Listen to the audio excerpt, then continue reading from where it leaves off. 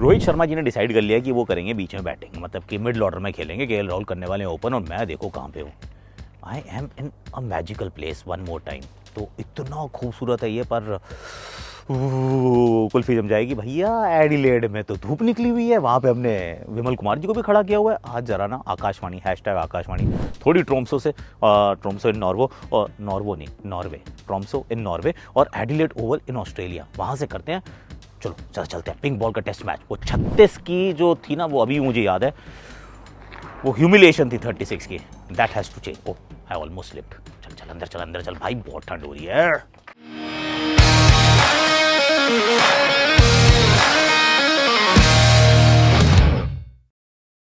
Hashtag Akashvani. हाँ जी, फिर आ गया हूँ मैं, फिर पहुँच गया हूँ। वैसे आकाश यात्रा चल रही है आकाशवाणी के साथ साथ। मैं पहुँच गया हूँ कहाँ, ट्रोम्सो। और ट्रोम्सो जो है वो मेरी ज़िंदगी का, मुझे लग रहा है कि सबसे खूबसूरत जगह यही है, क्योंकि यहाँ नॉर्दर्न लाइट्स दिखती हैं। कल शाम को ही मुझे दिखी थी, और कम्युनिटी पे मैं डाल दूंगा, बाकी इंस्टाग्राम पे आ जाओ, वो डाल रहा हूँ वहाँ पे। बीटीएस ज्वाइन कर लो, चैनल अपना चल रहा है। I am sharing every single thing. और इनफैक्ट आज मैं अभी जा रहा हूँ ये रिकॉर्ड करने के बाद, स्नो शूइंग, मतलब कि हाइकिंग होता है, उसका नाम स्नो शूइंग कर देते हैं यहाँ पे। तो कुछ पहनाएंगे स्नो शू जैसे, मुझे लग रहा है बड़ा मजा आएगा। वो भी आपके साथ शेयर करूंगा, बट उसके लिए आप आईजी पे आ जाओ, इंस्टाग्राम पे आ जाओ, अपना वहाँ पे। चलो भाई फटाफट से आ जाओ। पहले हम लेकिन अब इंडिया की बात करते हैं, क्योंकि आई बी वेरी वेरी ऑनेस्ट यार, जो 36 पे जब आउट हुए थे तो ह्यूमिलिएशन तो था यार। ह्यूमिलिएशन होता है, क्योंकि 36 में तो आउट नहीं हो सकते हो यार। और पहले दिन हो जाओ कोई बात नहीं, अभी हम हुए 42 पे हुए थे ना, right, against New Zealand. First day ball बहुत हरकत कर रही है, देर इज अ पॉसिबिलिटी, पर लास्ट इनिंग में आउट होना, then you don't even blame the pitch. That was like a perfect storm, कि जो चीज हुई वो सब कुछ सही गिरी ऑस्ट्रेलिया के दृष्टिकोण से। बल्लेबाज बीट नहीं हो रहे थे, बीट नहीं, सीधा एज ही लगता था। तो आप ऑल आउट हो जाते हो यार। 9 आउट हुए थे, if I remember correctly. Shami injured थे, अवेलेबल नहीं थे, पर 36 यार, 36 पे वी वर सिमटोड। पर इस बार कहानी कुछ अलग होनी चाहिए। वैसे विमल कुमार जी को हमने खड़ा किया हुआ है जानने के लिए कि पहली बात तो मौसम कैसे रहने वाला है, पिच कैसे रहने वाली है, तो उसके लिए जरा please do watch till the end. पर let's talk about team India, Rohit Sharma की press conference. And the first बड़ा सवाल is, KL Rahul is opening, what does that mean playing 11 में? तो रोहित बैटिंग एग्जैक्टली करेंगे तो कहां करेंगे यार? Let's talk about that first. How I came to that decision of batting down the order is clearly, we want results, we want success, and those two guys at the top. Just looking at this one Test match, they batted brilliantly. I was at home with my newborn in my arms, and I was watching how KL batted. It was brilliant to watch, to be honest. And I felt that there's no need to change that now.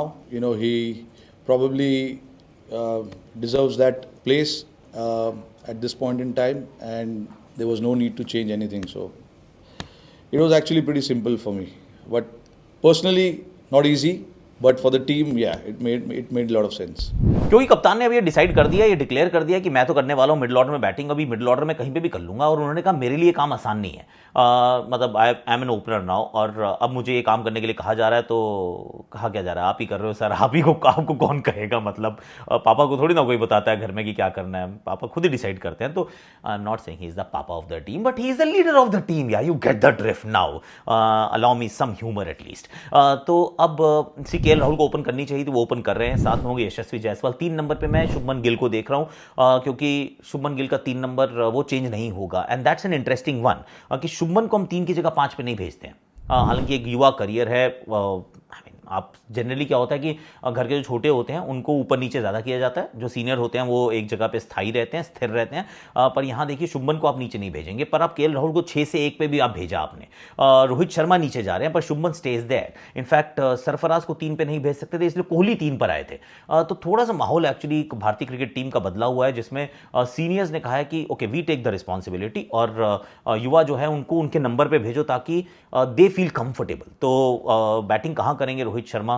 3 पे होंगे गिल, रोहित शर्मा मुझे लगता है 5 या 6 पे भी आ सकते हैं। देखिए अगर तो यशस्वी बैटिंग करते रहते हैं, बहुत लंबी बैटिंग करते हैं, तो फिर कोई डाउट नहीं होगा, कोई टेंशन नहीं होगी कि एक लेफ्टी एक तरफ चल रहा है, पहले वो राहुल के साथ हैं, फिर गिल के साथ है, फिर कोहली के साथ है, देन रोहित कैन कम। लेकिन अगर कहीं यशस्वी आउट हो जाते हैं, एंड यू स्टार्ट थिंकिंग यार लेफ्ट राइट कॉम्बिनेशन हमें चाहिए, क्योंकि थोड़ा सा दबाव उससे ज़्यादा पड़ता है ऑन द बोलर्स, तो फिर हो सकता है रोहित शर्मा 6 पे आए और ऋषभ पंत को आप 5 पे खेलते हुए देखें।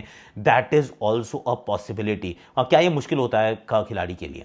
सी आदत पड़ जाती है। और I will be very honest, I have all my life मैंने तो ओपन ही किया है। 3 नंबर पे जाने पे भी ना दिक्कत होती थी, क्योंकि यू बिकम फिजिटी, आप चलना शुरू कर देते हो, आप वेट कर रहे हो तो पैड पहन के बैठे होते हो, आपको लगता है थोड़ा थोड़ा आप हिलते डुलते रहते हो, and you are not yourself. तो अब रोहित शर्मा क्योंकि बहुत समय के बाद ऐसा कर रहे हैं, 2170 दिन के बाद मिडिल ऑर्डर में आएंगे, अब तो वाइट बॉल क्रिकेट में तो बिल्कुल ही नीचे नहीं खेलते, तो there is it's been a while, मतलब आधा डेकेड से भी ज्यादा बीत गया है कि नीचे बैटिंग नहीं की है, तो थोड़ा सा उनके लिए दिक्कत होने वाली है। हालांकि मेरे विचार में once again let me reiterate, मुझे लगता है सही फैसला है, फैसला बिल्कुल सही है, उनको बीच में ही जाना चाहिए, राहुल को ही ओपन करनी चाहिए, 3 पे शुभमन को खेलना चाहिए। Rohit as we discussed earlier कि एक तो पर्सनल फॉर्म भी उस प्रकार की नहीं रही कि जो सीमिंग गेंदों के सामने बहुत अच्छा खेल रहे हो, और दूसरा जो जो फिक्स्ड है, जो जो चीज़ें टूटी नहीं है उनको जोड़ना क्यों, why fix it if it and broken. तो Rohit Sharma in the middle order, it will be a bit of an adjustment, इसमें कोई डाउट नहीं है, थोड़ा एडजस्ट करना पड़ेगा, पर एडजस्टमेंट तो जिंदगी का नाम है यार, करना चाहिए, रोहित को भी करना पड़ेगा। वैसे शादीशुदा एडजस्ट करना सीख गया होगा अभी तक तो यार, मतलब एडजस्ट करना पड़ता है, करना पड़ता है। पिंक बॉल टेस्ट में चुनौती क्या होती है और क्यों होती है? It's a very important question. पहली बात तो सी पिंक बॉल पे हमने अब तो बहुत लोगों ने समझा दिया कि इस पे लाकर थोड़ा सा ज्यादा होता है, वो जो लैकर होता है जिससे चमक आती है, वो कई कोट एक्स्ट्रा लगाए जाते हैं ताकि वो कलर उसका ना जाए। तो पहली बात तो ये रहती है, जो सीम का कलर होता है वो ब्लैक रहता है, उसके बाद पिच जो है उस पर थोड़ी घास ज्यादा छोड़ी जाती है। तो ये 3 बड़े इंपॉर्टेंट फैक्टर्स हैं कि ये क्योंकि लैकर ज्यादा थोड़ी सी मूव ज्यादा करती है, ज्यादा लंबे समय तक वो ट्रेडिशनल ऑर्थोडॉक्स स्विंग चलता है, रिवर्स स्विंग आपको इस गेंद के साथ देखने को नहीं मिलता है, और जब रिवर्स स्विंग होने भी लगता है तो आपको शाइन का अंतर पता नहीं चलता है। दोनों साइड जो है वो ऑलमोस्ट एक जैसी दिखती हैं, मतलब रेड बॉल में क्या होता है, एक साइड स्क्रफ अप हो जाती है और दिखना आसान हो जाता है कि अब रिवर्स हो रही है, पर पिंक बॉल में ऐसी कोई आपके पास वो कहते हैं इंडिकेशन नहीं मिलता है। So that's point 1। दूसरा, क्योंकि घास पिच में ज्यादा है तो वो वेयर एंड टेयर बॉल का वैसे भी कम होता है, तो ये वाली गेंद अमूमन हम कुकुबुरा की बॉल जब देखते हैं, जो व्हाइट बॉल या रेड बॉल देखते हैं, हम कहते हैं यार 20-25 ओवर के बाद तो क्या ही कुछ होने वाला है, नहीं होगा कुछ भी, पर ये गेंद जो है वो ज्यादा समय तक, इनफैक्ट 40-45 ओवर तक भी वो बैटिंग के लिए डिफिकल्ट रहती है। एक और बड़ा इंपॉर्टेंट एस्पेक्ट ये है कि, और ये बात ना कोई एक्सप्लेन नहीं कर पा रहा है पर मैं कोशिश कर रहा हूं एक बार आपको बताने की, कि जब हाथ से गेंदबाज की बॉल छूटती है, मतलब मिचेल स्टार्क के हाथ से गेंद छूटी और आपने गेंद खेली, इसमें less than quarter of a second होता है, 0.25 सेकंड। अब इसमें आप सोच नहीं पाते हो, मतलब आप सोच के देख के फिर आपको आगे खेलूंगा, पीछे खेलूंगा, छोड़ दूंगा, मारूंगा, बॉल ना कीपर के पास, वो वापस स्लिप से होते हुए कवर्स तक पहुंच जाते इतनी देर में। तो हाउ डू यू रिएक्ट, मतलब instincts have to take over, कि आपने बॉल देखी और आपकी बॉडी अपने आप से रिएक्ट करती है, और इस वजह से पिंक बॉल से प्रैक्टिस बहुत की जाती है मैच से पहले, क्योंकि जो हमारी आईज जो हैं, हमारी आंखें देखती हैं और ब्रेन को सिग्नल देती हैं, करेक्ट। तो आंखों ने जो देखा, कई बार क्योंकि इतनी हम रेड बॉल से खेलते हैं और इतना वाइट बॉल से खेलते हैं, वो कलर के साथ हमारी एसोसिएशन है, we see the colour and we react, क्योंकि हमारे माइंड जो ब्रेन जो है वो समझा हुआ है इस बात को कि इस तरीके की गेंद ऐसे दिखती है। पिंक बॉल से हमारे को कोई आइडिया ही नहीं है, इसीलिए हम कहते हैं हम लेट हो जाते हैं, हमें ना लेट दिखी बॉल, बॉल लेट नहीं दिखती, सब कुछ क्लियर दिखता है, पिंक बॉल तो और भी ज़्यादा अच्छे से दिखती है, पर क्योंकि हमारी आंखें और हमारा ब्रेन जो है वो ट्यून्ड नहीं है, हमने वो हज़ारों घंटे उस गेंद से प्रैक्टिस नहीं की, उस कलर से प्रैक्टिस नहीं की है, our body does not react. इसका एक छोटा सा एग्जाम्पल देता हूँ आपको, एक टेबल टेनिस का world class player, world champion, Olympic gold medal winner, उनको एक बार उतार दिया गया टेनिस के कोर्ट में। अब टेनिस का कोर्ट होता है बहुत बड़ा, टेबल टेनिस का कोर्ट होता है इतना सा, मतलब जो बोर्ड होता है, सेम स्पीड पे बॉल चलती है, जो टेनिस की जो स्पीड पे सर्व चलती है उतने पे ही टेबल टेनिस की चलती है, पर वो जो टेबल टेनिस में इतने से डिस्टेंस में वो 150-200 किलोमीटर प्रति घंटे की रफ्तार की गेंद को आराम से पट पट करके मारता है, वो टच भी नहीं कर पा रहा था गेंद। जब वो एंडी मरे शायद थे दूसरे एंड पे, उन्होंने सर्व की, भाई से मूव नहीं हो रहा, बॉल निकल जा रही है, इतने बड़े डिस्टेंस पे नहीं कर पा रहा, क्योंकि क्यूज नहीं मिलते, हमारा ब्रेन जो है it get use to seeing the cues, कि ऐसे होगा तो वैसे होगा। इसी वजह से जब बॉलिंग मशीन पे हम खेलते हैं तो हम कहते हैं इसको 4-5 किलोमीटर, मतलब इसको मानो कि ज़्यादा तेज़ है, क्योंकि बॉलर का क्यू नहीं मिल पा रहा है। So yeah cues is a difficulty. And then the twilight मुझे लगता है बहुत इंपॉर्टेंट रहता है, क्योंकि वो जो सांझ का समय होता है, जिसकी बात अभी विमलबा जी भी करेंगे, वो एक और नई चुनौती लेकर आती है pink ball cricket. That's a fact. अब पिंक बॉल में तो हमारे पास एक ही बंदा है जिसने 100 बनाया, करेक्ट है, वो है विराट कोहली। अब विराट कोहली पिछले मैच में रन बना चुके हैं, तो थोड़ा सा उनसे उम्मीदें ज़्यादा बढ़ गई हैं, और खिलाड़ी अच्छा है यार, इसमें कोई डाउट नहीं है, पर पिंक बॉल का हमारी टीम का एक्सपीरियंस जो है वो बहुत लिमिटेड है। सामने वाली टीम को एक बार देख लेते हैं। इन्होंने टीम अपनी अनाउंस कर दी है। उस टीम के अंदर हालांकि अभी भारतीय टीम में एक और चीज़ की बात करना ज़रूरी है, वो है कि क्या वाशिंगटन सुंदर खेलेंगे, क्या फिर जाडेजा और अश्विन में से कोई आ सकते हैं। Ashwin records in pink ball cricket are not bad. उसके बाद ऑस्ट्रेलिया का प्रेग्नेबल रिकॉर्ड है, मतलब जितने मैच खेले हैं पिंक बॉल में सारे जीतते हैं, और एडिलेड ने सबसे ज़्यादा होस्ट किए हैं pink ball matches and they are the ones who do very well. उसमें मानस लाबुशेन ने बहुत रन्स बनाए हैं, मिचेल स्टार्क, हेजलवुड, इन्होंने विकेटें बहुत चटकाई हैं। ऑफकोर्स हेजलवुड तो है नहीं, पर उनकी जगह स्कॉट बोलन टीम का हिस्सा बन चुके हैं। They have already announce the 15 नहीं actually they have already announce the 11। तो वो चीज़ें जो हैं वो अब दिखने लगी हैं। पर लेट्स टॉक अबाउट हमारा भारतीय टीम का भारतीय 11 किस प्रकार की दिखने वाली है। ऑस्ट्रेलिया में जाने से पहले स्कॉट बॉलैंड खेल रहे हैं, बाकी सेम टीम है यार। हमारी टीम में मुझे तो लग रहा है वॉशिंगटन सुंदर फिर खेल जाएंगे, क्योंकि ऐसा उन्होंने कुछ गलत किया नहीं कि आप उनको ड्रॉप करो। बट देन क्योंकि गौतम गंभीर का एरा हो सकता है ना भी खेलें, मतलब I don't know, press conference में उन्होंने कुछ बताया नहीं है कि ये खेलने वाले हैं या वो खेलने वाले हैं, तो it is going to be an interesting one. पर यहाँ मुझे लगता है मिचेल मार्श का रोल बहुत रहने वाला है भारत में, तो मुझे लग रहा है सेम टीम प्लस वॉशिंगटन सुंदर सभी सेम खेलेंगे, बस 2 बल्लेबाज बदलेंगे, रोहित शर्मा आ जाएंगे, शुभमन गिल आ जाएंगे, देवदत्त पाडिक्कल और ध्रुव जुरेल बाहर चले जाएंगे। I think this is the 11 that India is going to feel. और सामने वाली टीम में स्कॉट बोलैंड आ जाएंगे, तो स्कॉट बोलैंड के वैसे आंकड़े बहुत अच्छे हैं, पर अभी वो जो प्राइम मिनिस्टर 11 वाला गेम हुआ था कैनबरा में, उसमें तो उन्होंने कुछ खास किया नहीं था। उसमें हमारे खिलाड़ियों ने उसकी पिटाई भी अच्छी की थी, वी लव दैट, पर थोड़ा सा संभल के खेलना पड़ेगा। I think it's going to be a tough one, क्योंकि ये वाला मैच अगर भारत जीत जाता है तो फिर श्रृंखला हम फिर जीतेंगे 3-1 से या 4-1 से, और फिर WTC का फाइनल भी हम खेलेंगे। लेकिन अगर ये मैच हम कहीं हार जाते हैं तो फिर चीज़ें बहुत बदल सकती हैं। अब विमलवा जी खड़े हैं। विमलवा जी कैसे हैं आप, ज़रा बताइए क्या लग रहा है, मतलब एडिलेड के थोड़े दर्शन भी करा दो हमें, मतलब मैदान इतना सुंदर है, खेला था वहाँ पे, खेला था ना, कुछ याद आ रहा है आपको, खेला था? नमस्कार आकाश जी, आकाश चोपड़ा जी, आकाशवाणी पे एक बार फिर से आप सभी लोगों का, आपके जो तमाम दर्शक हैं उनका मैं हार्दिक अभिनंदन करता हूँ। ब्रेक के बाद हम लोग हाजिर हुए हैं। अक्सर जो विदेशी दौरे पे हैं, तो मैं अपनी रिपोर्टिंग के अलावा आपके चैनल के लिए भी थोड़ा बहुत अपना योगदान देता हूँ, और उसकी वजह है कि आपका प्यार, आपका स्नेह, और ऑस्ट्रेलिया दौरे से ख़ास तौर पर इस मैदान से जहाँ पर आपने यहाँ पर टेस्ट क्रिकेट भी खेली और मज़ा आता है। और मैं अभी भी नहीं भूलता हूँ आप जो मेरे लिए वो ऑटोग्राफ, जो स्टीव वॉ की जो किताब लेकर आए थे जब आप लोगों ने यहाँ पर 1-1 से सीरीज़ 2004 में बराबर की थी।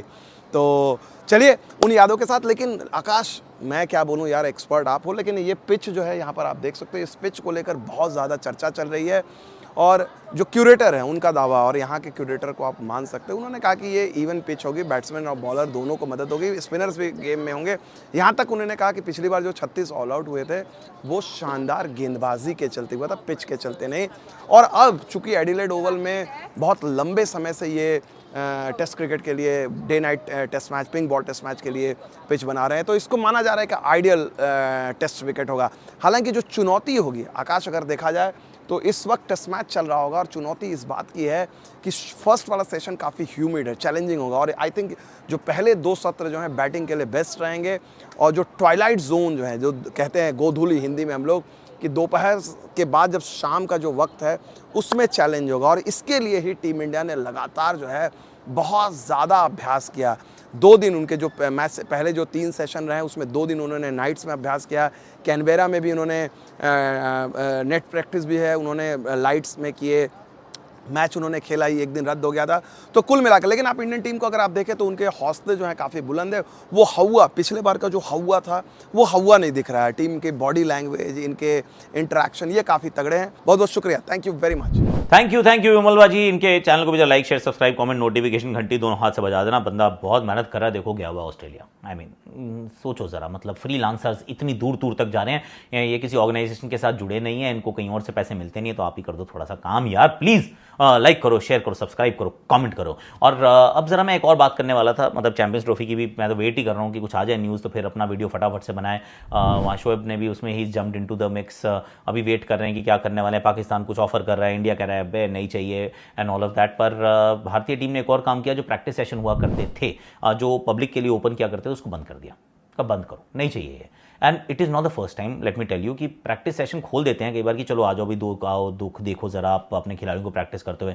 5-7 हज़ार लोग आ जाते हैं, पर people can get really nasty, and that is what you don't want. See match में आप कर रहे हो, आ रहे हो, ठीक है, इट्स ओके, पर प्रैक्टिस में क्या है, एक तो आप बहुत क्लोज होते हो, आप नेट में बैटिंग कर रहे हो, पीछे कोई खड़ा हुआ है, और अगर वो गालियाँ देनी शुरू कर दें, वो आपको कुछ टॉन्ट मारना शुरू कर दे, वो आपको बॉडी शेम करना शुरू कर दे, वो आपको किसी भी तरीके से अभद्र व्यवहार, ये वाला शब्द मैं यूज़ करना चाह रहा था, अभद्र व्यवहार अगर आप करने वाले हो, तो you don't deserve to be there.